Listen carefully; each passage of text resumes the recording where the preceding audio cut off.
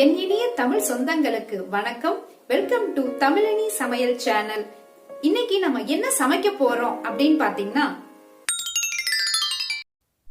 Hi friends, இன்னைக்கு நம்ம என்ன டிஷ் சமைக்க போறோம் அப்படின்னு பார்த்தீங்கன்னா, ப்ரக்கோலி, உருளைக்கிழங்கு, பட்டாணி மூணும் கலந்த சப்பாத்திக்கு ஏற்ற சுவையான ஒரு சைட் டிஷ் தாங்க நம்ம இன்னைக்கு செய்ய போகிறோம்.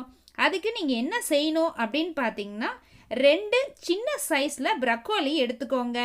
அதுக்கப்புறம் 3 உருளைக்கிழங்கு பொட்டேட்டோவை எடுத்துக்கோங்க. அதுக்கப்புறம் பார்த்தீங்கன்னா, உரிச்ச 1 கப்பு பட்டாணியை எடுத்து வச்சுக்கோங்க. பெரிய சைஸில் ஒரு வெங்காயம், பச்சை மிளகாய், கறிவேப்பிலை, தக்காளி இதெல்லாம் எடுத்துக்கிட்டு உருளைக்கிழங்கு இந்த மாதிரி நீட்டமாக இருக்கிற மாதிரி நீங்கள் கட் பண்ணி எடுத்து வச்சுக்கோங்க. அப்போ தான் இது சீக்கிரமாக வேகுங்க. நெக்ஸ்ட்டு பார்த்தீங்கன்னா, இந்த ப்ரக்கோலியை காலிஃப்ளவர் நம்ம எப்படி க்ளீன் பண்ணுமோ அதே மாதிரி தனித்தனியாக எடுத்து கொஞ்சமாக உப்பு தண்ணியில் வெதுவெதுப்பாக இருக்கிற தண்ணியில் போட்டு நீட்டாக வாஷ் பண்ணி எடுத்து வச்சுருங்க.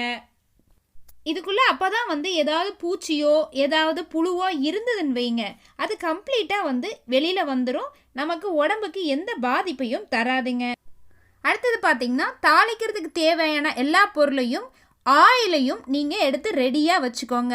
இப்போ பார்த்தீங்கன்னா, சமைக்கிறதுக்கு தேவையான எல்லா பொருளும் ரெடியாக இருக்குங்க. இந்த மாதிரி ரெடி பண்ணி வச்சுக்கிட்டோம்னா குக் பண்ணுறது ஈஸியாக வந்துடுங்க.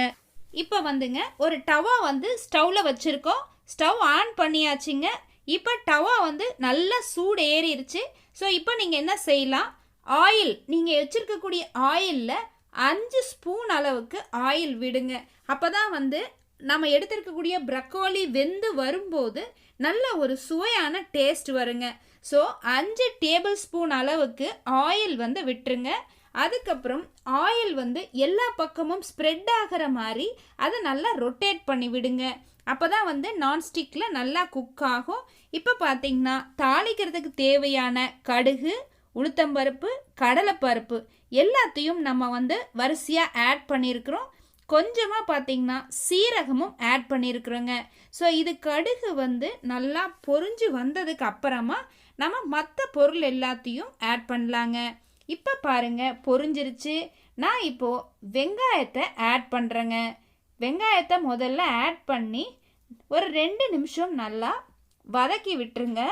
இது வெங்காயம் வதங்கினதுக்கு அப்புறமா நீங்கள் என்ன சேர்த்தணும் அப்படின்னா, பச்சை மிளகாய், கறிவேப்பிலை இந்த 2ஐயும் சேர்த்திட்டு தக்காளியும் ஆட் பண்ணுங்க.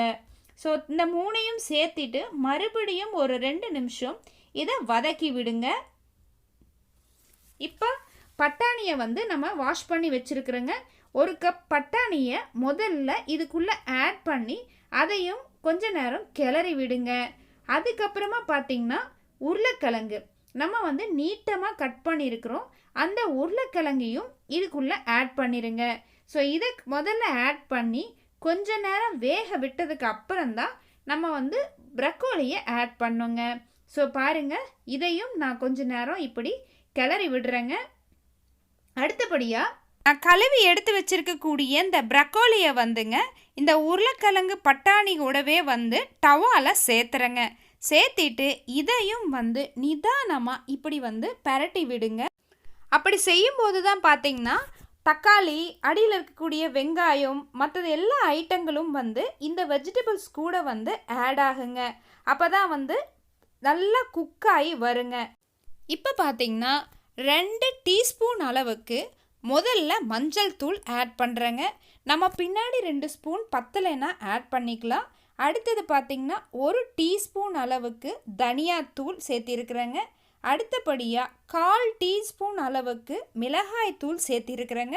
ஸோ இது எல்லாத்தையும் சேர்த்திட்டு நீங்கள் என்ன செய்யணும், நிதானமாக எப்பயும் போல் நல்லா கிளறி விடுங்க. இது கிளறி விட்டால் தான் அந்த வெஜிடபிள்ஸ் கூட இந்த மசாலா ஐட்டம்ஸ் எல்லாமே சேர்ந்து வருங்க. இப்போ என்ன செய்யுங்க, மறுபடியும் 2 ஸ்பூன் மஞ்சத்தூள் போடுங்க. எதுக்கு கடைசியாக போடுறதுன்னா, ஒருவேளை அதிகமாக போட்டிங்கன்னா கலர் ரொம்ப அதிகமாக போயிடும். ஸோ அதனால் தேவைன்னா மட்டும் நம்ம மறுபடியும் 2 ஸ்பூன் ஆட் பண்ணிக்கலாம். இப்போ தேவையான அளவு உப்பு, நான் 2 டீஸ்பூன் அளவுக்கு சால்ட் இதில் சேர்த்துறேங்க. இதையும் போட்டதுக்கு அப்புறம் மறுபடியும் நிதானமாக 2 நிமிஷம் கிளறி விட்டு கூடவே பார்த்தீங்கன்னா டேஸ்ட் இன்னும் கொஞ்சம் என்ரிச் பண்ணுறதுக்கு நம்ம கரம் மசாலா, நான் வந்து 1 டீஸ்பூன் அளவு கரம் மசாலா இதில் ஆட் பண்ணியிருக்கிறேங்க. இப்போ எல்லாத்தையும் சேர்த்து நிதானமாக இந்த மாதிரி மறுபடியும் கிளறி விடுங்க. அப்போ தான் வந்து கம்ப்ளீட் மிக்சிங் ப்ராசஸ் வந்து நடக்குங்க. ஸோ இப்போ வந்து கொஞ்சமாக குக்காக ஆரம்பிச்சிருக்கு. இப்போ வந்து தண்ணி ஆட் பண்ணுங்க. நான் வந்து 1.25 கிளாஸ் தண்ணி வந்து இதில் சேர்த்துறேங்க. முதல்ல 1 டம்ளர் ஊற்றிட்டு நீங்கள் வந்து மைல்டாக வந்து இந்த மாதிரி மிக்ஸ் பண்ணிடுங்க. ஏன்னா அதிகமாகச்சுன்னா வெளியில் விழுந்துடும். ஸோ இப்போ பார்த்தீங்கன்னா தண்ணி இன்னும் கொஞ்சம் பத்தாத மாதிரி தெரியுது. ஸோ இப்போ நம்ம வந்து மறுபடியும் 1/4 டம்ளர் அளவுக்கு தண்ணியை வந்து இதில் நம்ம சேர்த்துறோங்க. இப்போ எல்லாத்தையும் சேர்த்து முடிச்சாச்சு. இப்போ ஒரு தட்டு ஒன்று வச்சு இப்படி மூடி வச்சிருங்க. அப்போ தான் வந்து அந்த எல்லா சத்துக்களும் வெளியில் போகாமல் குக் ஆகும். இப்போ எடுத்து பார்க்கும்போது 3/4 பதத்துக்கு இது வந்து எல்லாமே வெந்திருக்குதுங்க. ஸோ ரொம்ப வேக விட்டால் குழஞ்சி போயிடும். ஸோ பாருங்கள், கம்ப்ளீட்டாக ஓரளவுக்கு வெந்திருக்கு. நம்ம இந்த ஸ்டேஜில் நம்ம என்ன செஞ்சுக்கலாம் அப்படின்னு பார்த்தீங்கன்னா, 1 ஸ்பூன் அளவுக்கு கெட்டியான நெய், அதாவது இது வந்து உருக்கி கூட நீங்கள் சேர்த்திக்கலாம். நான் உருக்காமையே அப்படியே போட்டிருக்கேன். 1 ஸ்பூன் போட்டிருக்கேங்க. இப்போ நீங்கள் என்ன செய்யுங்க, மறுபடியும் வந்து நல்லா கிளறி விட்டுருங்க. கிளறி விட்டுட்டு கொஞ்சம் இறக்கி வைக்கிறதுக்கு முன்னாடி ஒரு 3 நிமிஷமோ 5 நிமிஷமோ என்ன செய்யுங்க, தட்டு மூடி மறுபடியும் வேக விடுங்க. அப்போ தான் வந்து அழகாக கொதிச்சு வரும். கொதிச்சதுக்கப்புறம் 1 கைப்பிடி அளவுக்கு வேர்க்கடலையை உள்ளே சேர்த்துங்க. அப்படி சேர்த்துனீங்கன்னா டேஸ்ட் வந்து ரொம்ப ரொம்ப பிரமாதமாக இருக்குங்க. சப்பாத்திக்கு என்னென்னமோ சைட் டிஷ் இருக்குங்க. இந்த ஒரு சைட் டிஷ்ஷையும் செஞ்சு எப்படி இருந்ததுன்னு சொல்லி நீங்களும் சாப்பிட்டு பார்த்துட்டு உங்களுடைய ஃபீட்பேக்கை கொடுங்க. இந்த ப்ரக்கோலி பார்த்தீங்கன்னா ஃபைபர் வந்து ரிச்சான ஒரு வெஜிடபிளுங்க.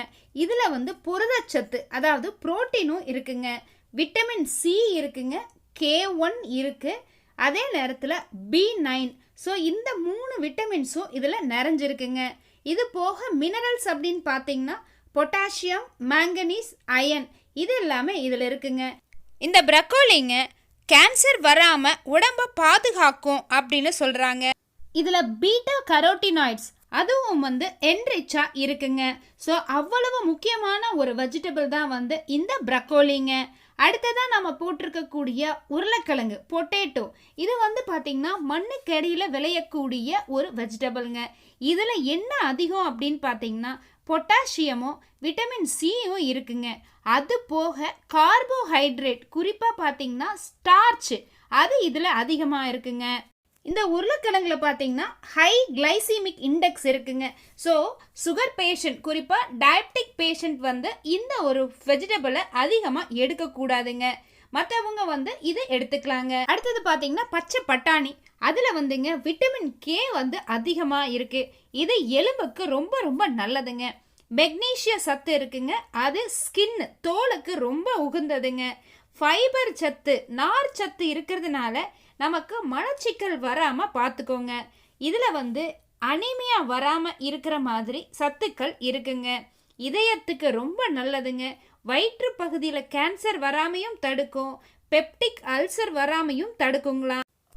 இப்போ பார்த்தீங்கன்னா சப்பாத்திக்கு ஏற்ற ப்ரக்கோலி, உருளைக்கிழங்கு, பட்டாணி கலந்த ஒரு சுவையான ஒரு சைட் டிஷ் ரெடி ஆயிடுச்சுங்க. நீங்களும் செஞ்சு பார்த்துட்டு எப்படி இருந்ததுன்னு சொல்லுங்க. இந்த மாதிரி மறுபடியும் ஒரு சுவையான ரெசிபியோட மறுபடியும் சந்திக்கிறேங்க. See you. நியூ விசிட்டரா இருந்தா நம்ம சேனலை சப்ஸ்கிரைப் பண்ணுங்க. நான் போடக்கூடிய புது வீடியோஸ் எல்லாத்தையும் நீங்க வாட்ச் பண்ணலாங்க. ஸோ இந்த மாதிரி சிறப்பான வீடியோவோட நான் மறுபடியும் சந்திக்கிறேங்க. தேங்க்யூ. See you again.